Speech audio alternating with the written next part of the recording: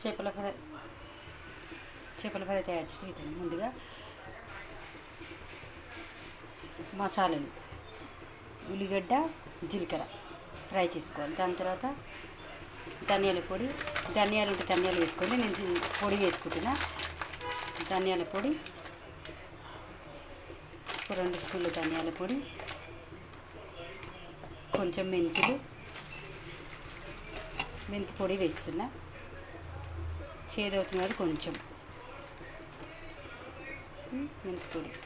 మీరు జీలకర్ర, ఉల్లిగడ్డ, మెంతులు, ధనియాలు వేసి ఫ్రై చేసుకొని మిక్సీ పట్టుకోండి. నేను పొడి వేస్తున్నా. ఉల్లిగడ్డలు ఫ్రై చేసుకోవాలి. నీట్గా కడుక్కున్న చేపలు ఉప్పు వేసి నీట్గా కడుక్కోవాలి.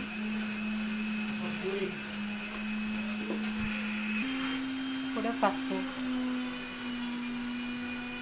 కారం, అల్లం వెల్లుల్లి పేస్ట్, ఉప్పు,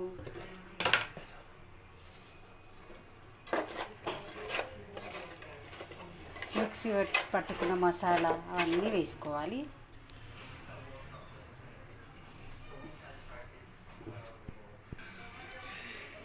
తర్వాత ఇందాక మిక్సీ పట్టుకున్న పేస్ట్ మొత్తం వేసి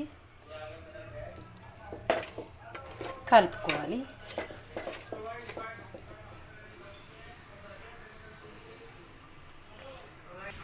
తర్వాత ఆయిల్,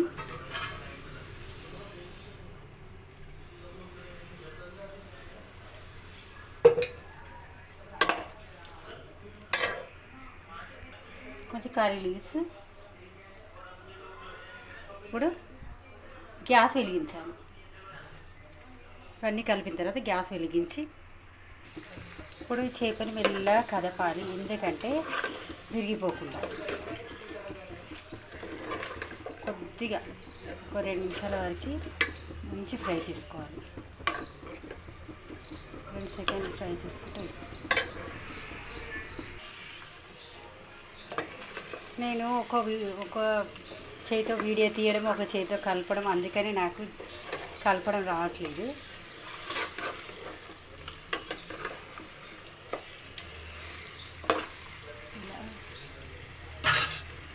రెండు చేతితో పట్టుకొని ఇట్లా పైకి అనండి, ఇలా అనండి. పైకి కిందికి ఇలా అంటే అది ఇరగకుండా వస్తుంది.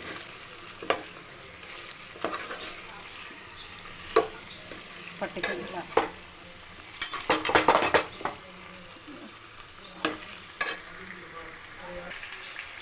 ఇప్పుడు చిక్కగా పిసికిన చింతపండు పులుసు పోసుకోవాలి.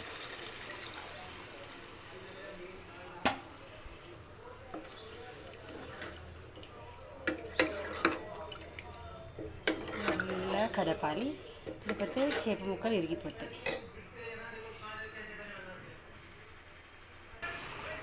ఇప్పుడు చేపల పులుసు రెడీ.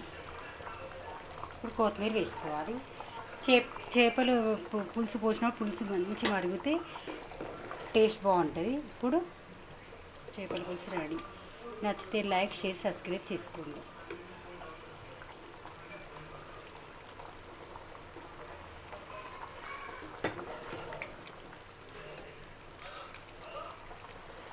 కామెంట్ చేయండి.